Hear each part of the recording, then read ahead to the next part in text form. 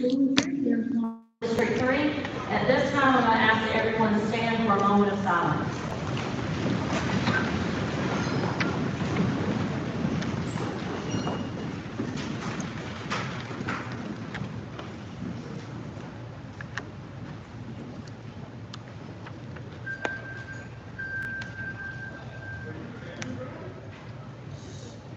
Thank you. Please remain standing for our presentation of colors.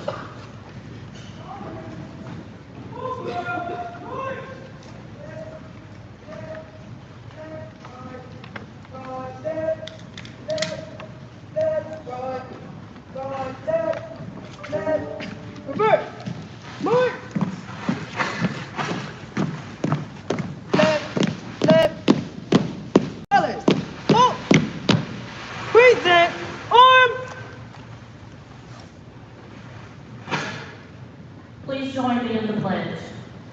I pledge allegiance to the flag of the United States of America and to the republic for which it stands, one nation, under God, indivisible, with liberty and justice for all. Order! Arms!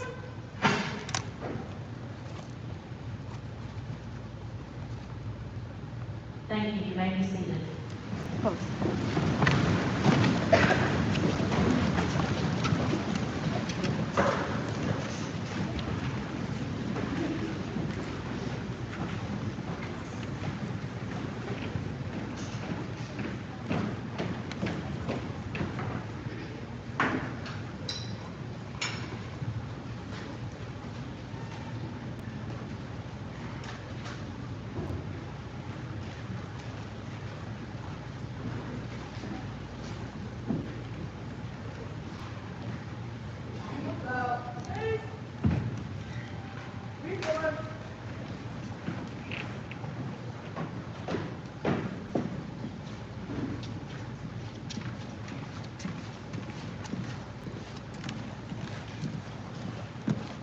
Colors. Oh! Forward! March!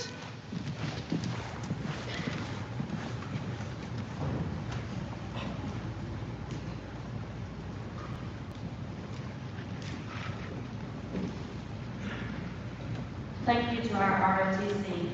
At this time, we're going to have Dr. Julia Mills. She is the Vice Chair from our Board of Trustees.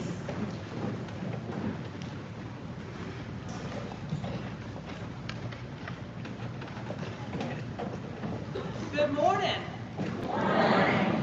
What a great group of people. Y'all really look amazing. Especially considering what, this is at least 3 weeks before you usually start. Teachers, principals, district employees, administrators, students, parents, and friends. It's my pleasure on behalf of Florence School District 3 Board of Trustees to welcome each of you to the opening of school ceremony, Power of One, Transformational Impact. As a healthcare worker, these past 2.5 years of the COVID pandemic have been the most stressful of my career. Thousands of healthcare workers are leaving the field. We're also seeing this trend in education. We have a teacher shortage, a bus driver shortage, shortages like we have never seen before. So my question is,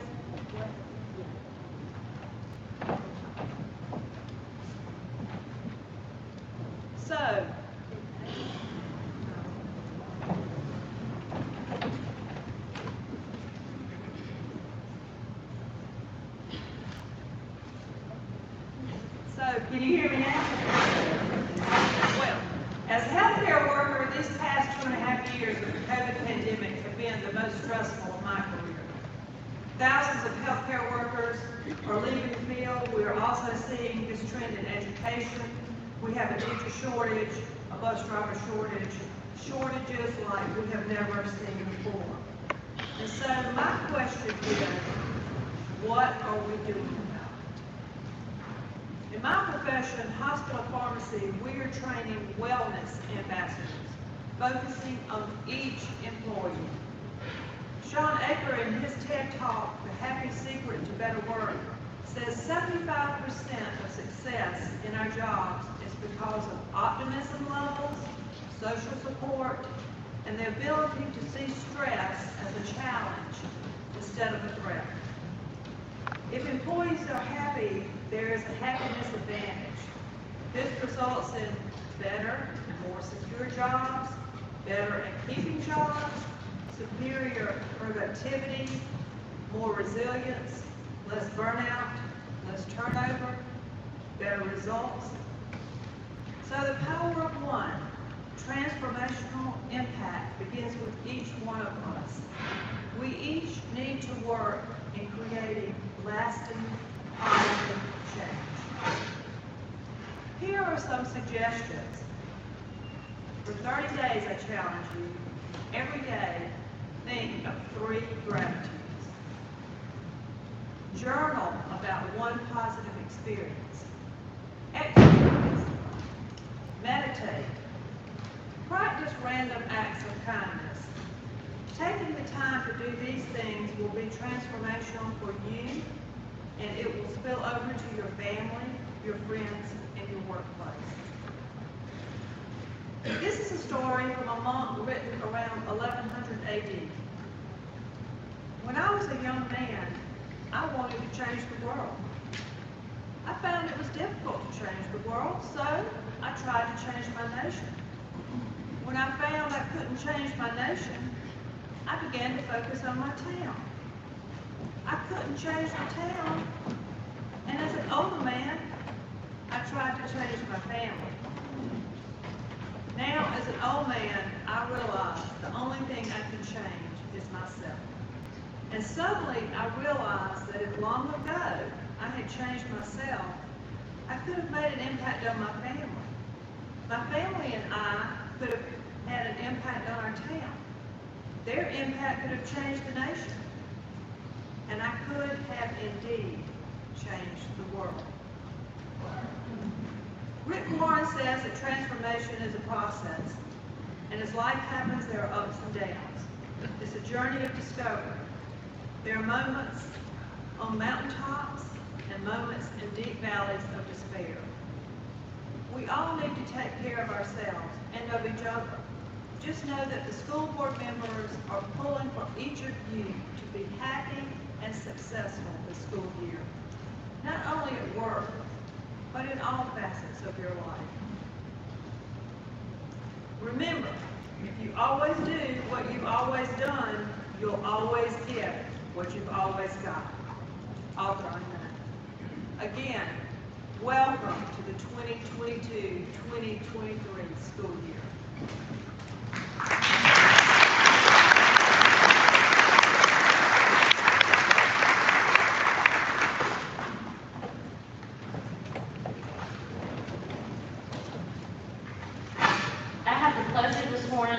Introducing our first speaker.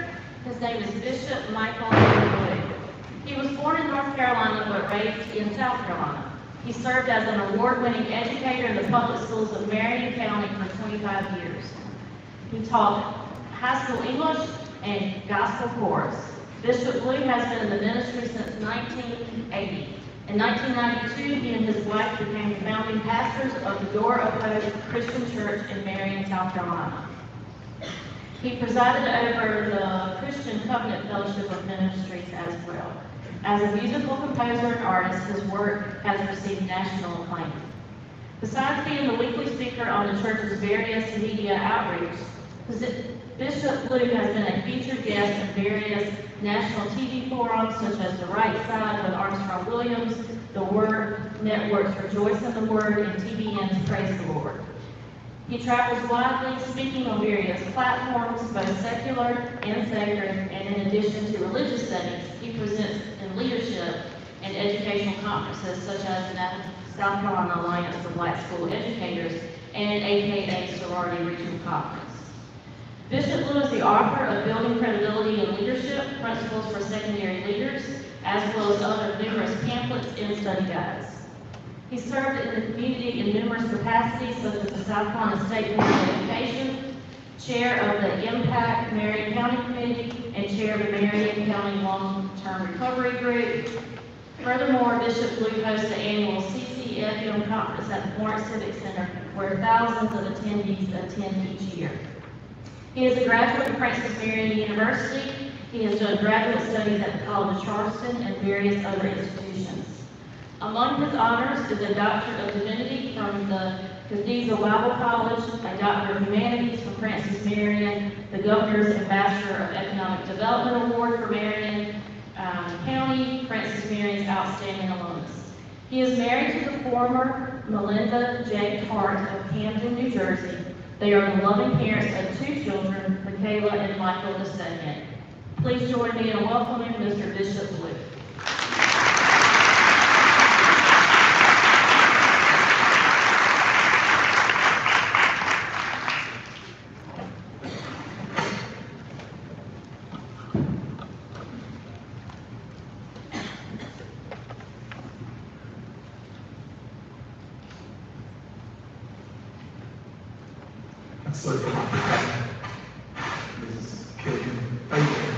Mrs. Casey, thank you for the gracious introduction. Thank you so much. And to Dr. Hickson for the invitation, thank you. And to the school board and the board.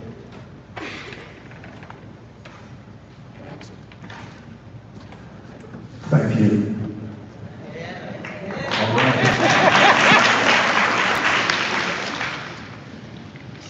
Good morning, everybody. Good morning. I was just saying that I thank Mrs. Fagan for the kind introduction and Dr. Hickson for the kind invitation. My being here, I don't take it lightly. It is certainly an honor. It is a privilege. I did not oversleep. My initial correspondence had a time on it that it turns out was different from this time. So that's just the way it happened. But I am grateful to be here and just honored to be part again to the school board, to all of administrators, to all of the district administration, all of the high school and other schools, middle, intermediate, elementary, kindergarten, all of those who serve in these various institutions that make up this great district, and to all of the various capacities that we occupy. One of the things that I know is critical for us to recognize is that no position and no function is unimportant. Everyone matters, and every role matters. So thank you for the privilege of sharing with you, and I will endeavor to keep my remarks brief, and yet I trust that something that will be stated will be beneficial. I'm going to call this talk starter one by one. Starter one by one.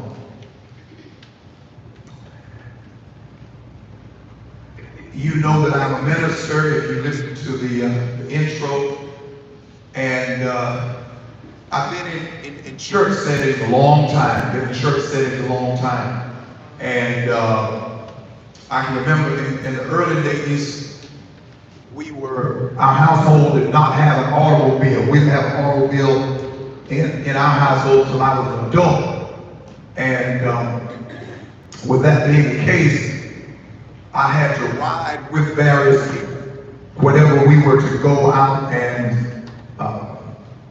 whenever we go to worship, and whenever our choir or local choirs, or whenever we go sing, I had to ride with someone else. And in those days, we did not have automobiles, we had cars, and the cars were sometimes what I refer to as manimobiles. If you know anything about the story of Moses and the children of Israel, when they were in the wilderness, they ate this food that came from heaven daily called manna. The word manna means, what is it? And we rode in manimobiles. It had a steering wheel from a Ford and the chassis of a Chevy and all that kind of thing. We were riding in a what is it, you understand? But in this particular case, we were riding in there was a blue car called Monte Carlo. It was a Monte Carlo. It was somewhere in the 70s. I remember it was navy blue. And the car was so worn that it could not be, we call it here in the South, cranked up. We couldn't crank the car up by putting the key in and turning the ignition. We didn't crank it up.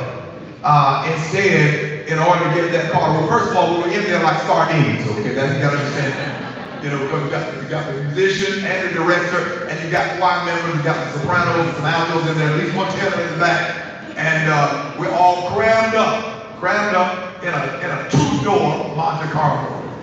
And what we would do is, since the traditional ignition did not work the way that it was supposed to, we had this long screwdriver in the back. And what would happen is somebody would go under the hood and take the screwdriver and jiggle around until we got to that part of the mechanism called the starter. And I'm going to tell you, we couldn't see it because of all the other equipment, but we knew we'd hit it when we heard pow.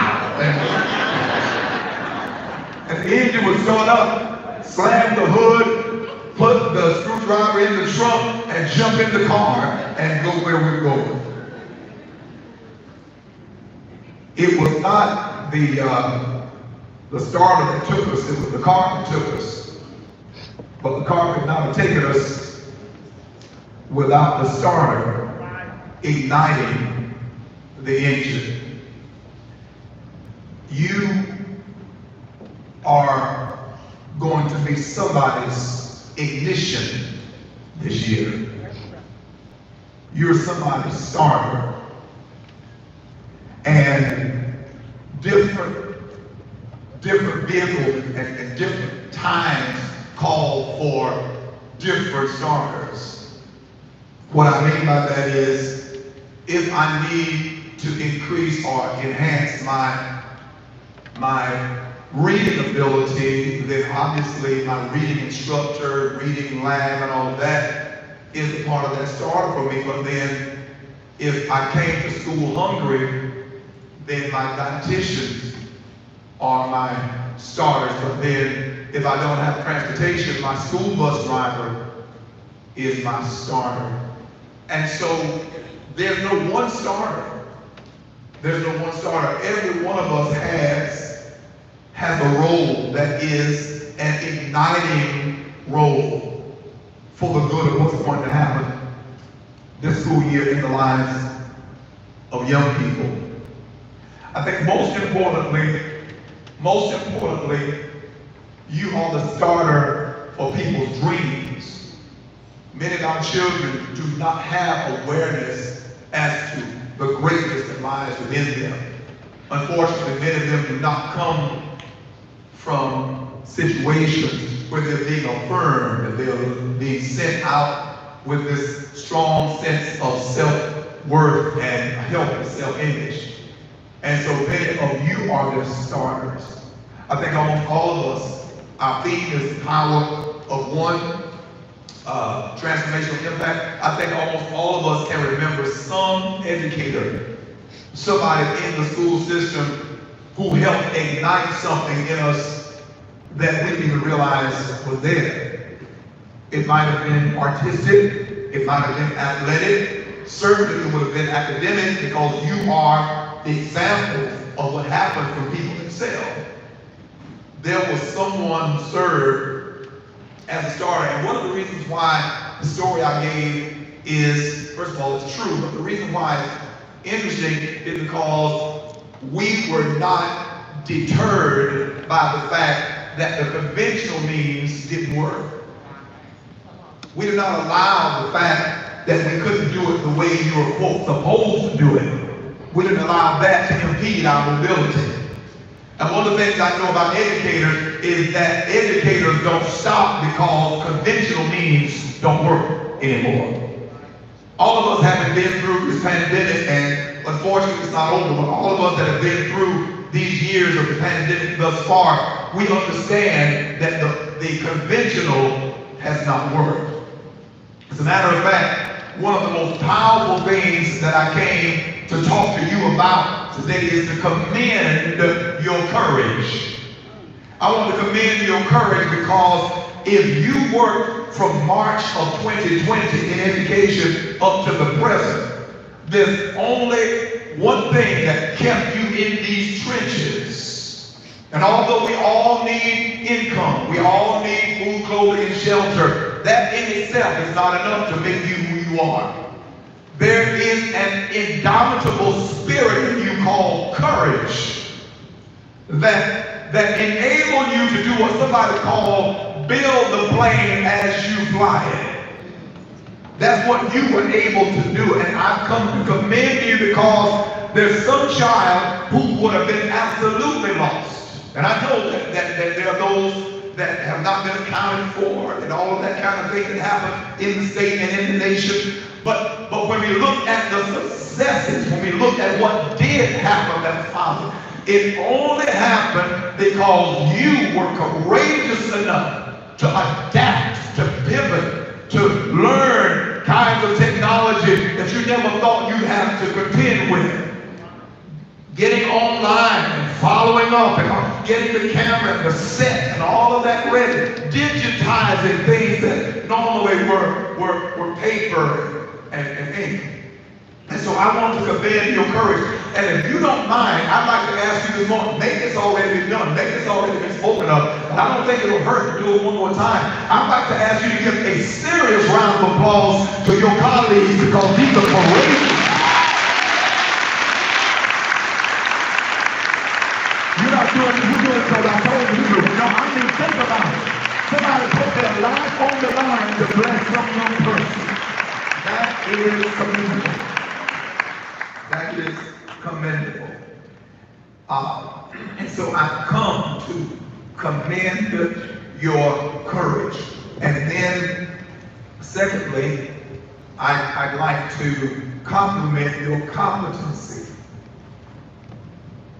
The power of one. Each of you has giftings, talents, interests, inquisitiveness, all of which make you a dynamic leader. And please understand that often we struggle in a culture, and that's the purpose of this great convocation, to help reset and reiterate the culture that is to characterize this year and to characterize the system as a whole. Many times our culture struggles because of ideologies that are unhealthy. And one of the kinds of ideologies that are unhealthy are false dichotomies. And a false dichotomy is when we set things up as though they were opposites when they really are not opposites, they are complements. Here's how one of them works. You've heard people say to young people, so some people even send their children out the door with these words. So when you get to school, don't be a follower, be a leader. How many of you have heard that expression? Don't be a follower, be a leader. Well now, I think that's a well-intended statement, so I don't mean to indict. I don't know, you may use that expression, so I don't mean to indict. But I think that if you think with me to the logical extreme, that becomes a dangerous dichotomy. because it implies that nobody can tell me anything, and that nobody can direct me, and that nobody can instruct me. It's giving me the idea that leader and follower are opposites. They're not opposites, they're complements. In other words, today's leader has to have been yesterday's follower. When I tell my child, don't be a follower, be a leader, I just told him, don't do what the teacher tells him to do. Don't do what the administrator tells you. And I know that's not what I mean. What I'm really saying is, don't be a victim. In other words, don't be indecisive. Make sure that you are not allowing somebody else to make decisions for you that are unhealthy and counterproductive. But every leader has been and still is a follower, because none of us knows everything. And the point that I want to make is, do not allow yourself to compartmentalize yourself or your role or your function or your credential into leaders and followers. All of you and all of us are leaders. Some lead from in front, some lead from the side, some lead from behind. Some lead in public, some lead in private. Some lead on center stage, some lead from backstage. But it takes all of us to bring forth the kind of excellence and quality in this educational experience that our children so desperately need. And so this gymnasium, this athletic center is not populated this morning by some leaders and some followers and some peons and some, no. You and we are all leaders. We all have something that we give to people. John Maxwell states that leadership is influence. And all of us have the ability and the calling to influence others. Amen to that.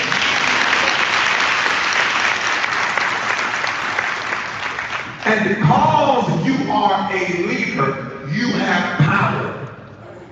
You have unique power. There's a unique gift set that you possess. There's a unique set of attitudes, proclivities, and propensities that you possess. Nobody has it quite like you. Nobody's smile is quite like yours. Nobody's touch is quite like yours. Nobody's voice, as scratchy as mine is quite like yours. Don't underestimate the power that you possess. Don't underestimate the ability that you have to influence. Even those who you find somewhat intimidating, you still have the power to bring about change, positive change in your life. And so I challenge you to, first, I commend rather your courage, and I compliment your gift. I want to compliment your competence. That is, your abilities, your gifting. And I want to challenge you as I prepare to close. I challenge you to cultivate a culture of honor. A culture of honor. One of the great deficiencies in our culture today across the nation and even the world is the lack of honor. Civil discourse is everything but civil in this hour. We're so vitriolic, so disrespectful in how we handle and how we treat and entreat people who might differ with us politically or might differ with us in some ideological manner. We have a way of attacking one another in the most hostile manner. But I challenge you to a culture of honor. Honor means I see value in you. I see worth in you. And although we may not agree ideologically, though we don't disagree in terms of what you think, I still agree with who you are.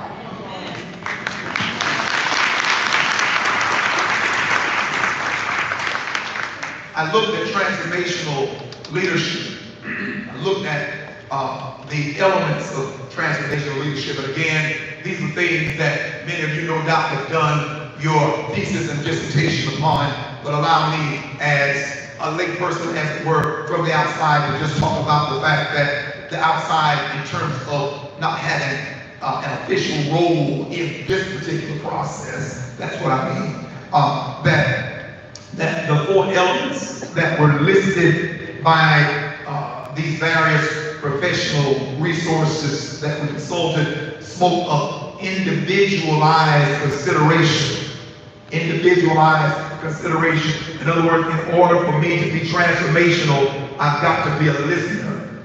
I've got to be one who is sensitive to those around me, those that I'm attempting to impact, those whom I'm attempting to influence, be it those who work in subordination to my office, or be it, obviously, the students. They're the ones who matter the most. I must be sensitive, individualized consideration.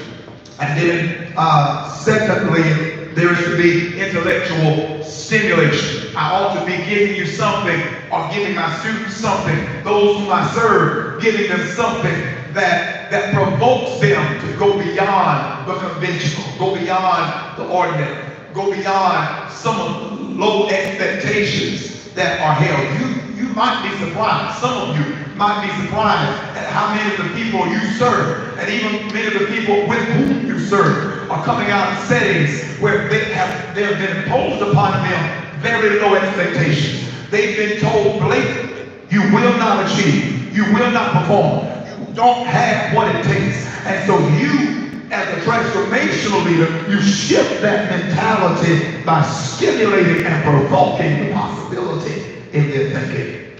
And then thirdly, inspirational motivation. That is, you cast vision. You show them what is possible. You show us what is possible, what we are capable of, despite the fact that we may be under budget, despite the fact that we don't have all the bells and whistles that we'd like to have, despite the fact that we're in the PD and not in the upstate, and some of the resources that are made available in some settings are not available to us. But a transformational leader casts the vision of possibility that despite what we don't have, what we have is enough for us to achieve high levels of excellence.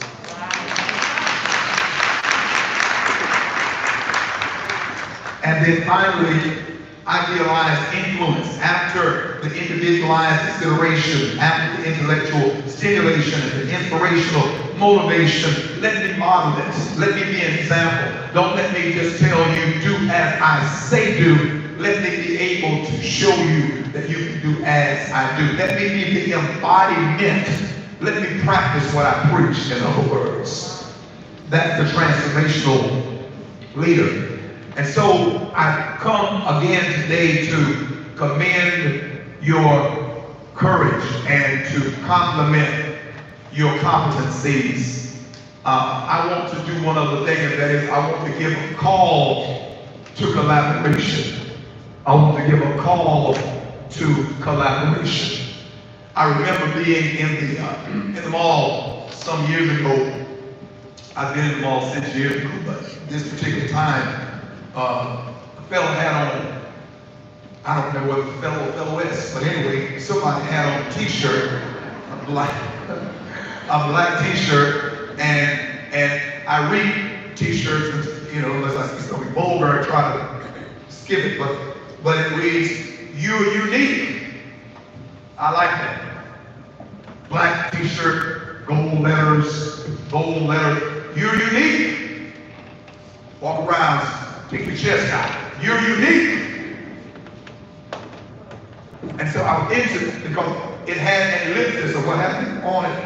And so there was an indicator that there was more. In other words, so I was interested to see what the rest of the t-shirt said. On the front it said, "You're unique."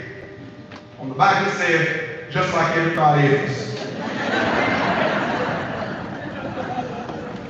You're gifted, you're talented, but you're not the only one. You have a vision, you have a dream, you have a gift. You're not the only one. I call for collaboration. We live in a self-centered world, egocentric world.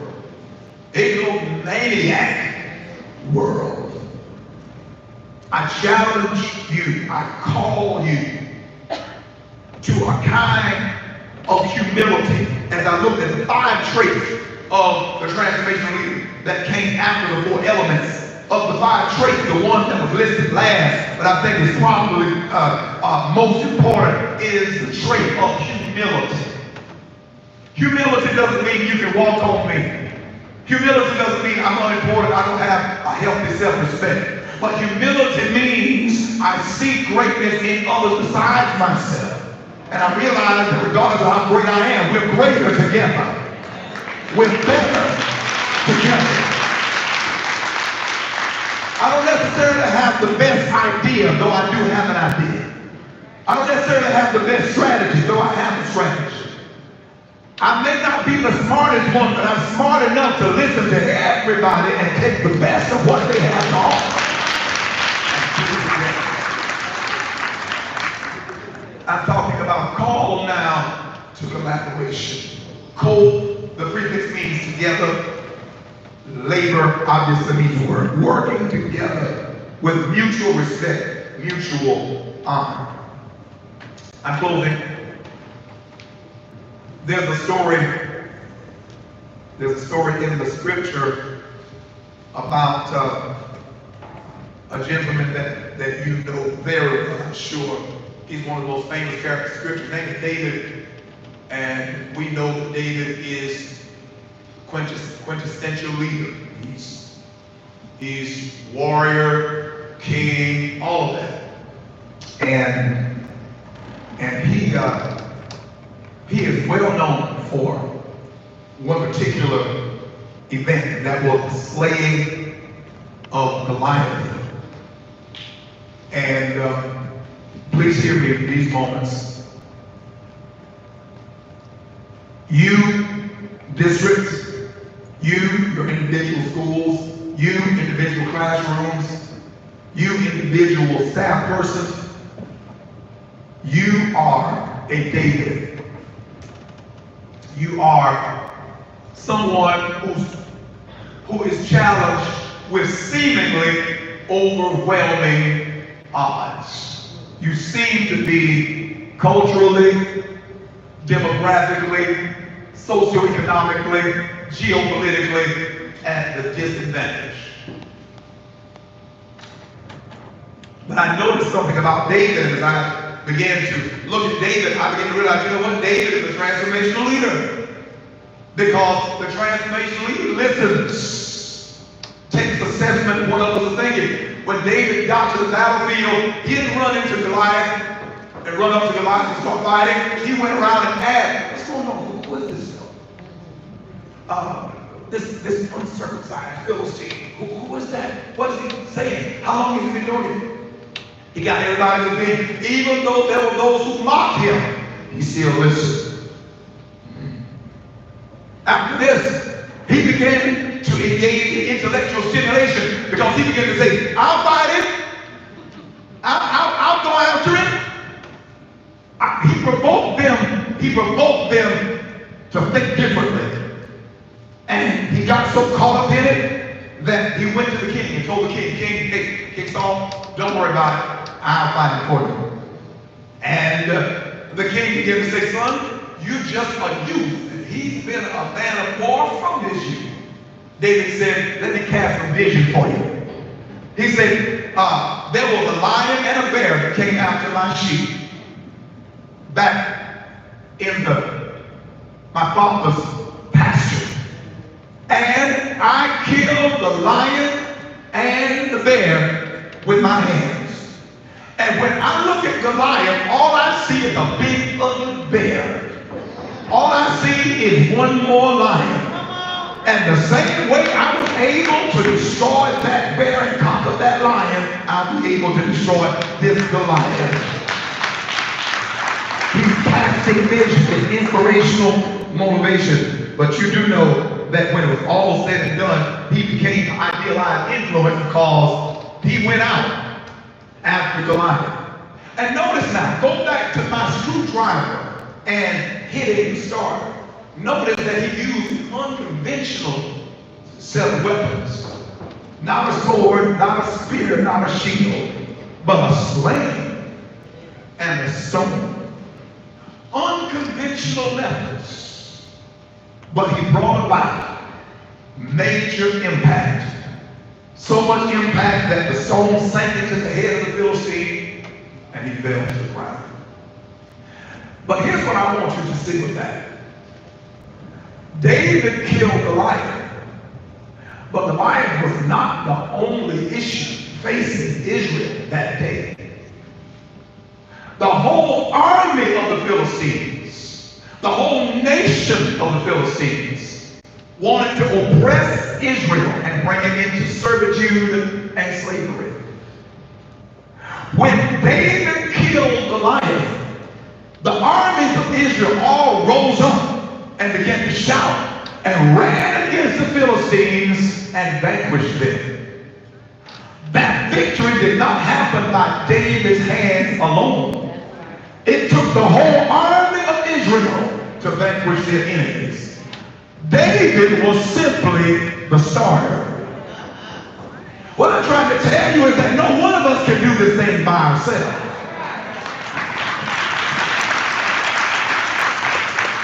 No one of us can accomplish what needs to be accomplished this year by ourselves.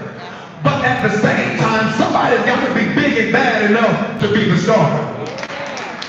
Come on, I thought I was talking to somebody who's big and bad enough.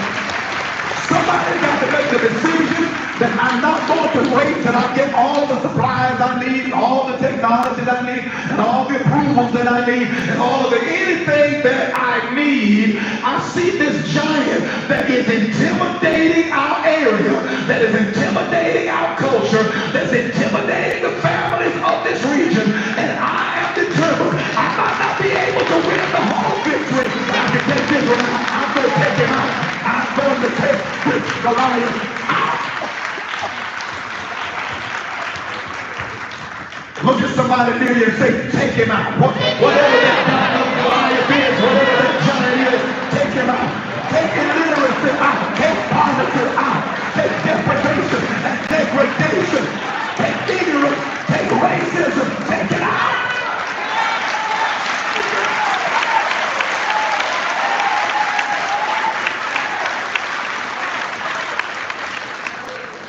We're not in a skirmish. We're not in a battle.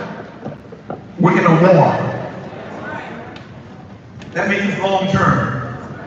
That means sometimes it looks like it's going in our favor, and sometimes it looks like it's going against us. But this war will be won, W-O-N, by one, O-N-E. This war will be won by one.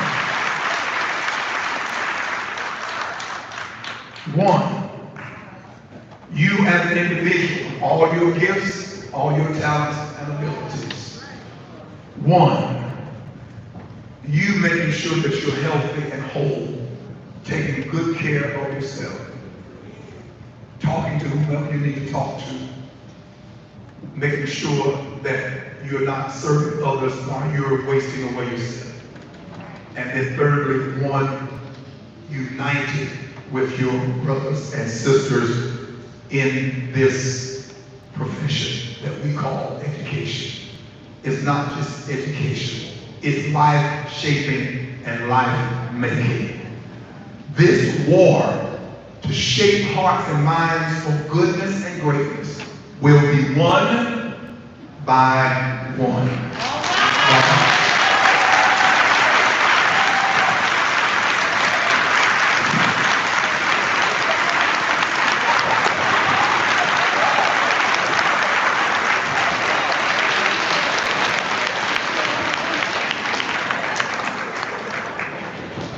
Thank you so much, Mr. Blue. That was a wonderful message.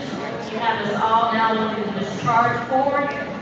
We do have a gift for you in appreciation for that wonderful message.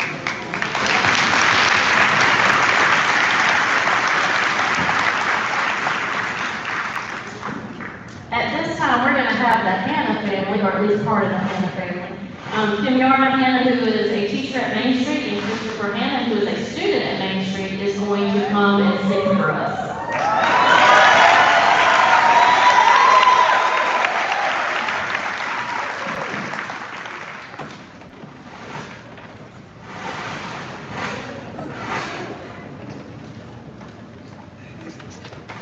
Good morning, Florence District 3. It is definitely an honor and privilege to stand before you guys today. Christopher and I are very nervous. A little disclaimer, he suffers from allergies, so his voice is not the best this morning, but we're still gonna go on and do what we do.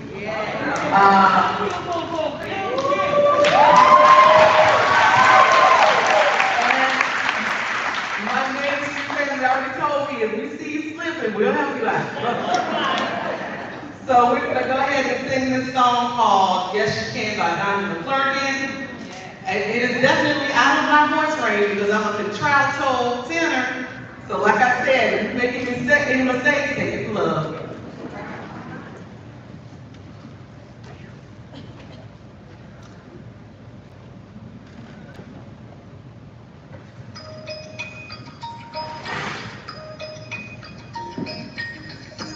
Listen, gather round, I've got something you can use.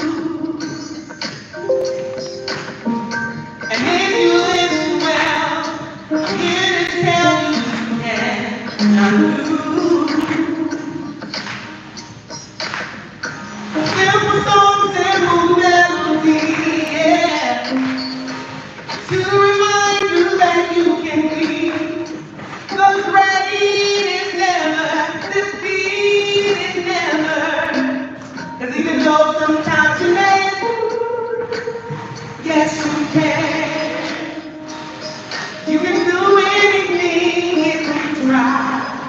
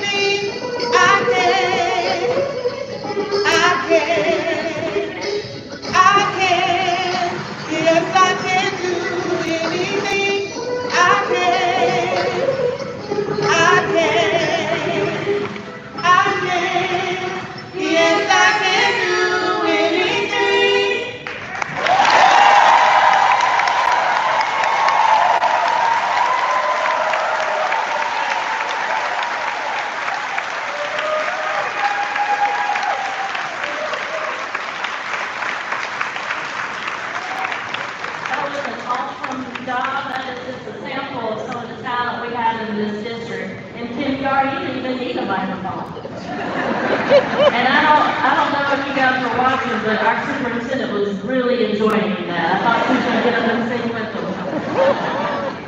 All right, at this time, I would like to invite Ms. Angela Scott. She is our Director of Human Resources to the stage for our employee service recognition.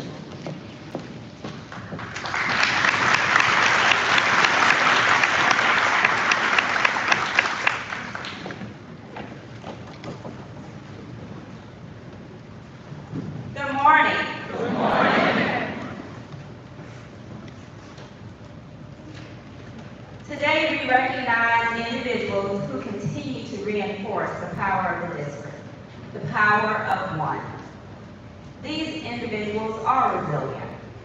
Their dedication to the students, staff, families of Florence School District 3 always allows the district the opportunity to provide for our students' success.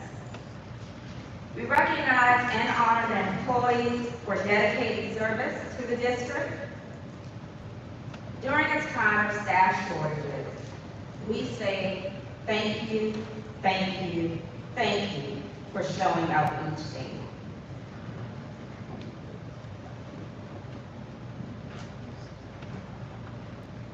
This year, our individuals who have served the district for 10 to 14 years, please stand.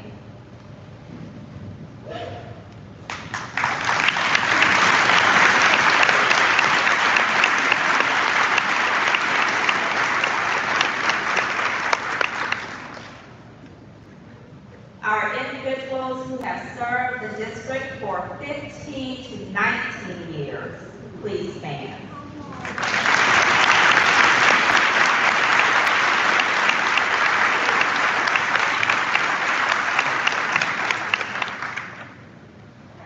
Individuals who have served the district for 20 to 24 years, please stand.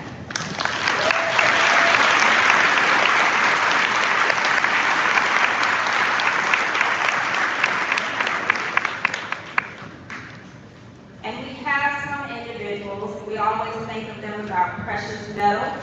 We have individuals who have served the district for 25 to 29 years. Please stand.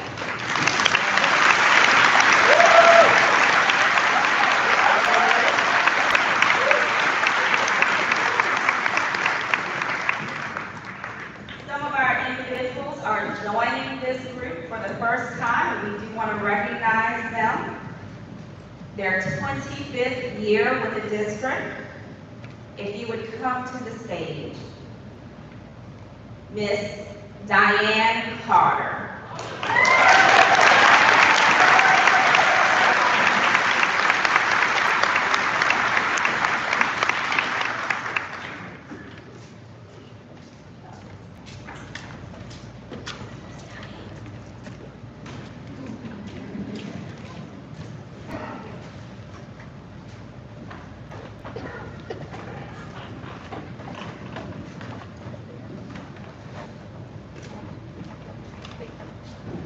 Ms. Hope Gibson.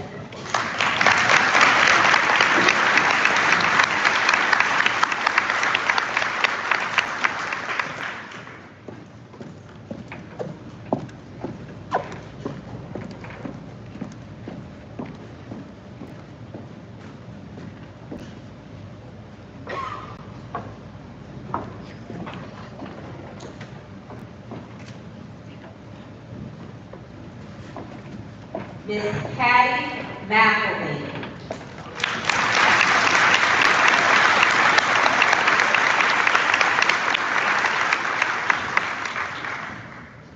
Go ahead, Ms. Hayes.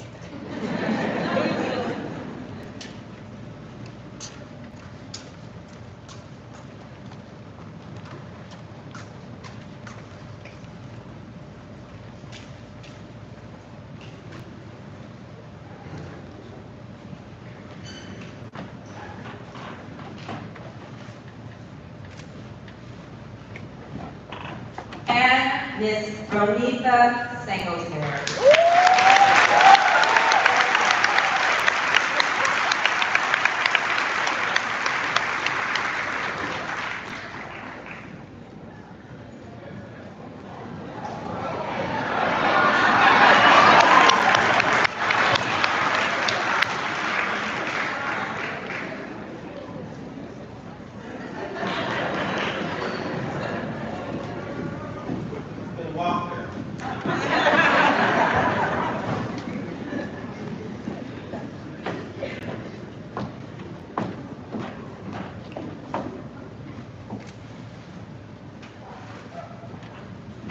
Thank you, ladies, for 25 years.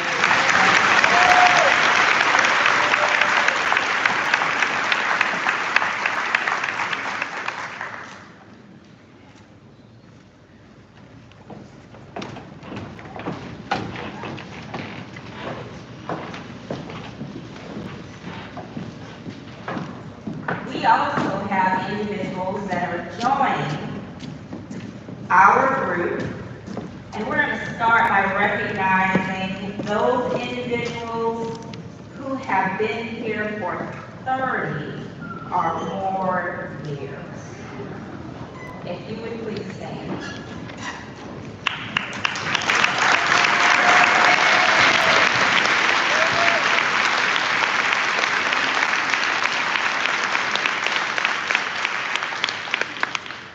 Our individuals who are joining that group today, if you would join us on stage, Ms. Lizzie Barr.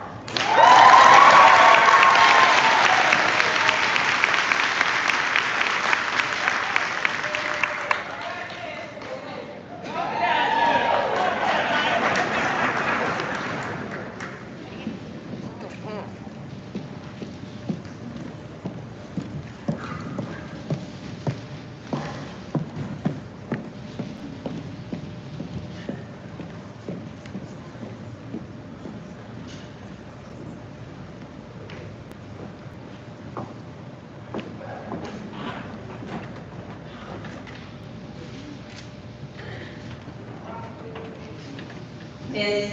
Lisa James.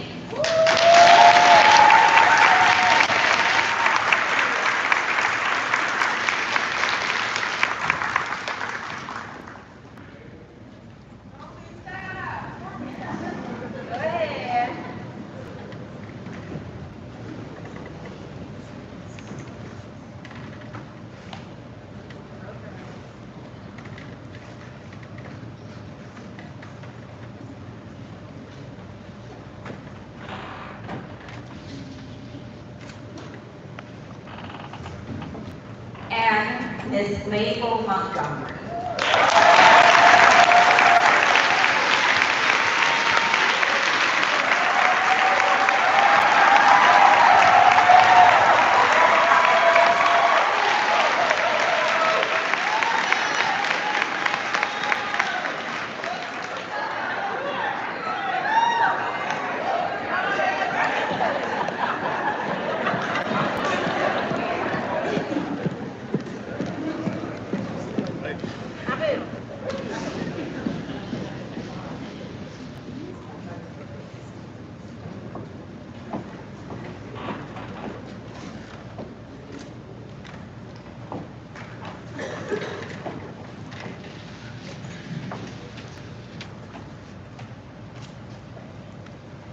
From 1 year to 40 plus, we appreciate each and every one of you for showing up.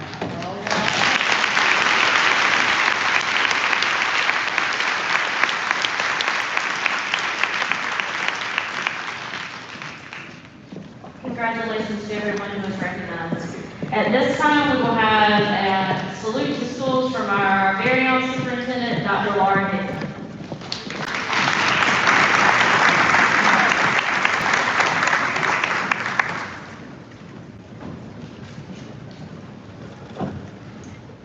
Good morning. Good morning. And happy 2022-23 school year. It's a new beginning. And it's the year for transformation. transformational impact. I would like to thank our speaker, Bishop Blue. Thank you so much. Bishop, I felt like getting up and just running around the gym, but thank you. And to Miss Hannah, Miss Kimyata Hannah, and Christopher, and I called you. Thank you for saying yes, and thank you for doing that song. Thank you so much. To our returning staff, welcome back. Please stand. All returning staff, please stand. All right. Thank you for your dedication to Florence School District 3 and for being a valuable member of the Florence School District 3 family. To our new employees, please stand.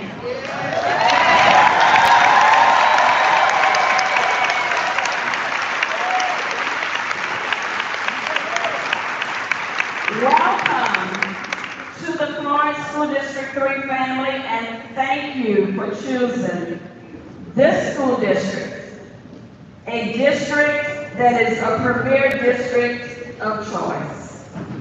You have joined a family that uses the power of one, and we make a difference in the lives of our students.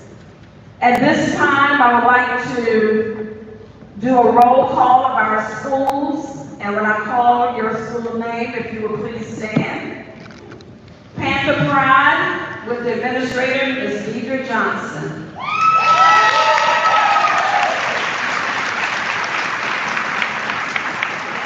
Lake City Early Childhood with Principal Ms. Jonte Singletary.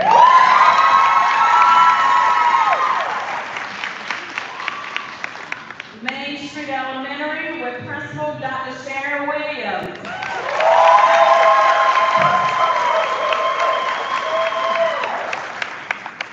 J.C. Lynch with Principal Mr. T.J. Devine.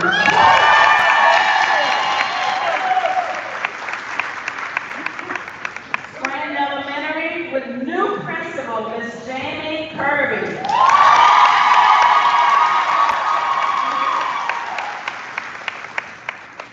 Atlanta Elementary Magnet with new principal, Ms. Melanie Dukes McKnight.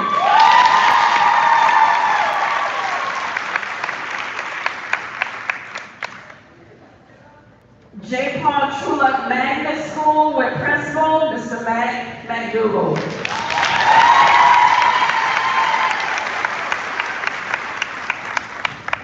Dr. Ronald E. McNair Junior High School with new principal, Ms. Charm Edie.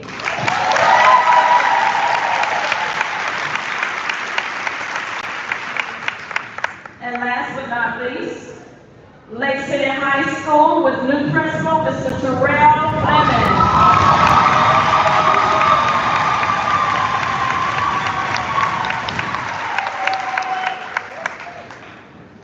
We had a fantastic 2021 school year as the Florence School District 3 demonstrated the power of one with innovative ideas in many areas of our schools and our departments.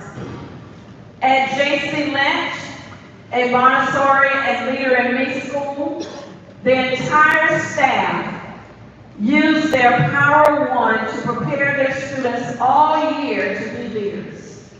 The school sponsored a fantastic leadership day where students demonstrated their leadership skills. The school had a designated 30 for 30 times in the morning for students to get their read on.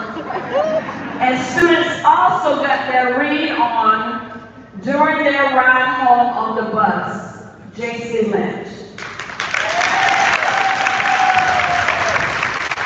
Atlanta Magnet School is now a Green Steps school. Ms. Campbell spearheaded the efforts along with the staff and students. They used their power of one to complete the journey, and accomplish this massive goal for their magnet focus of environmental science. Orlando Elementary magnet also had a student who took second place in the state art contest. Thank you, Ms. Reynolds. Power of one. At Main Street Elementary School, the Leader in Me initiative now has a student lighthouse team that participates in morning announcements and shares insightful information with classmates. The staff and students use their Power One to continue being successful and a successful Leader in Me school. Additionally, Principal Dr. Sharon Williams was demonstrating her Power One featured in SCASA's spring issue of Pal Madam Administrator.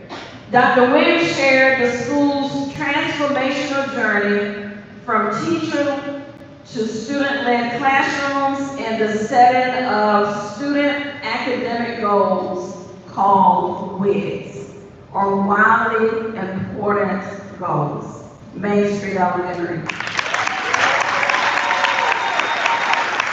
Scranton Elementary, also known as STEAM Academy, and a Leader in Me school that continues to excel and lead academically in the district.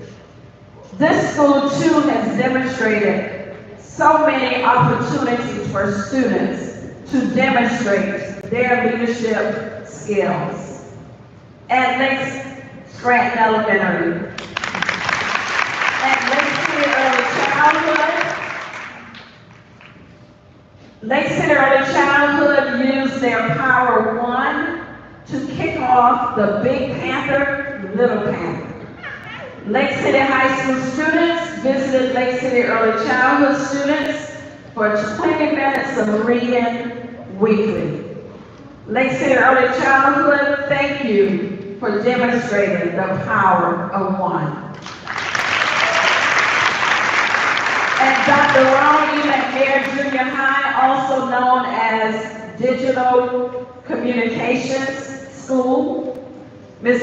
Beverly Campbell used her Power One to write a grant that received funding from Francis Marion University. She and her team sponsored the Girls Club called Dream Stars, innovative and successful.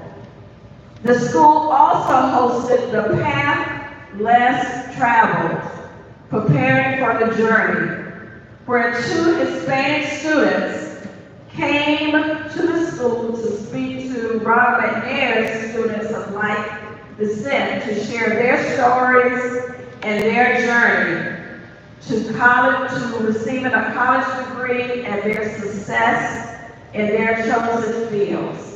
Innovative and successful, the power of one. At J. Paul Tulloch Magnet School, the entire staff used their Power of One to graduate their first class of 28 seniors. This group of seniors earned a total scholarship of more than $700,000.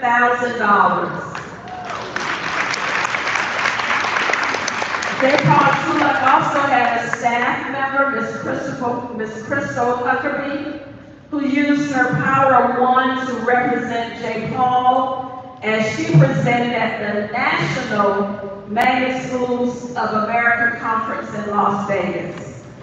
Power of one.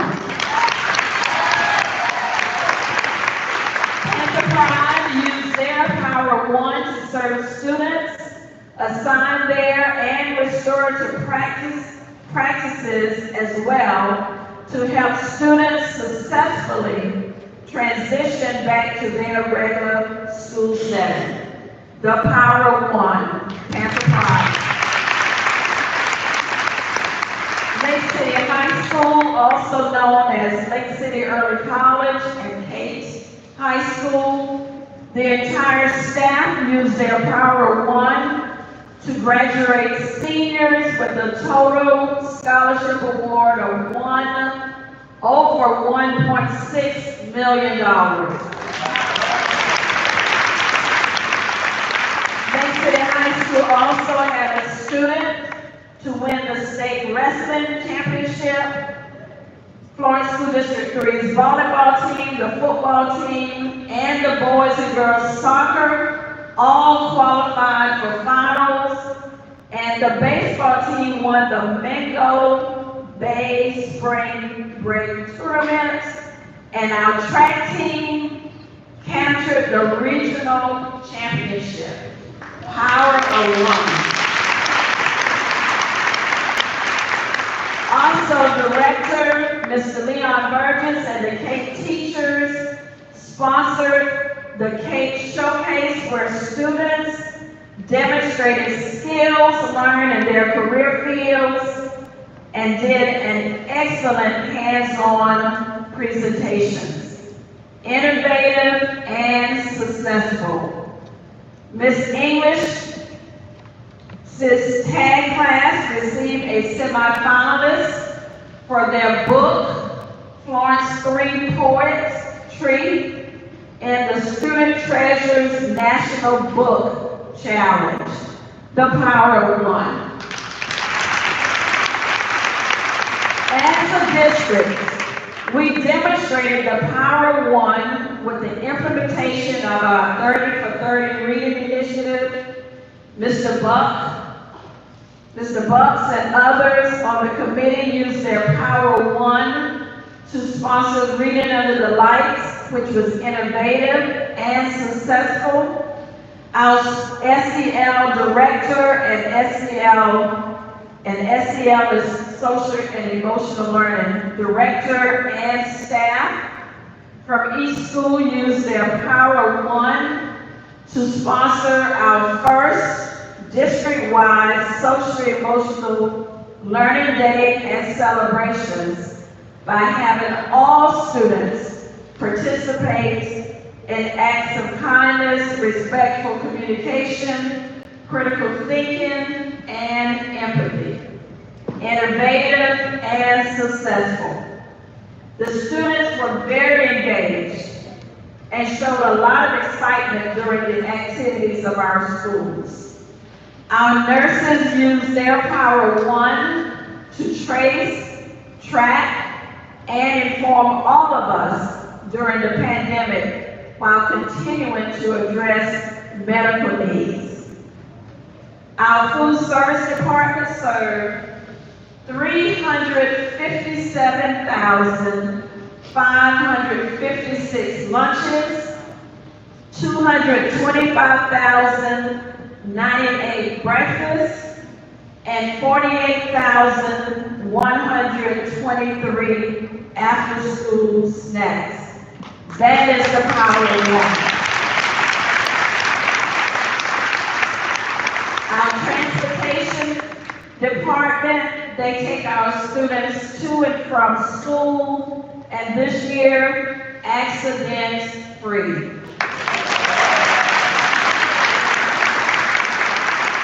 Our custodial and maintenance staff, they keep our classrooms and facilities clean. Our tech staff, our school counselors, teachers, instructional assistants, administrators, administrative assistants, behavior interventionists, secretaries, receptionists, and all other support staff, all demonstrated the Power of One for the success of our students, schools, and districts. And then, in June, we ended the year by using our Power of One to offer diverse, engaging learning opportunities for more than 800 students. Yes, we provided 21 camps or opportunities aligned to the interests and needs of our students from culinary camps, academic camps, the Governor's School of Arts, STEM camps at the STEM camp at Allen University, Leadership Camp at Francis Marion University, and exploratory camps at Florence Darlington Tech and our district-sponsored camps. Even our camp at the Boys and Girls Club served 100 students. That is the power of one. And this year, I am anticipating transformational impact. We will continue to witness from the students who participated in these specialized learning opportunities this summer. I believe these 800 plus Florence School District 3 students move closer to closing their achievement gap and reducing learning loss. We will continue to see positive impacts in our attendance at school, the behaviors at school, and academic performance. Our district's theme this year is the power of one, transformational impact. Each one of you in your position will have many opportunities during this school year to use your power of one to build relationships, accelerate learning, and produce significant impact on the lives of the students you will encounter. As we kick off this new school year, the year of transformational impact, I am excited about the many opportunities that lie ahead for you and me to work together to strengthen what is going well and build up upon the emerging areas for transformational impact. Please note, the success of our students measures the success of our district. Each one of them will determine the success of our schools and school districts. The success of each school and each classroom determines the success of the school, and the success of our schools will determine the success of our districts. Each student matters. Florence School District 3 staff, Florence School District 3 starters, Florence School District 3 transformers. Thank you for loving and caring for our students. If and when each one of us use our power of one in our assigned position and the role that each of us serve in, we have the opportunity to encourage our students and create transformational impact. This will be transformational impact that we will witness in our students, in our classrooms, and in our schools and districts. Our mission at Florence School District 3 is to ensure our students are college or career ready, productive, and responsible members of society. And our vision is excellence and lifelong learning for all. That's lifelong learning for our staff as well as our students. We have 6 operational goals aligned to our district and school strategic plans. Our goals are: 1, to ensure the safety of all district schools, offices, students, and staff. Goal 2, to improve the academic success of all students. Goal 3, to increase the number of students reading on grade level in grades K through 3. Goal 4, to recruit, retain, and train excellent instructional and administrative staff. Goal 5, to build an effective school, community, and business relationships and partnerships. And the last goal, to ensure financial stability. In closing, thank you for choosing to work for Florence School District 3. Please know that you are a valuable member of the Florence School District 3 team, and we appreciate your commitment to Florence School District 3. I look forward to working with each one of you as we work together to build and create transformational impact and prepare our students to be college or career ready. Now, we're going to do a cheer before break. And if you're loud enough, you'll get the entire 10 minutes. If not, it's going to be shorter. All right, are you ready? All right, the folks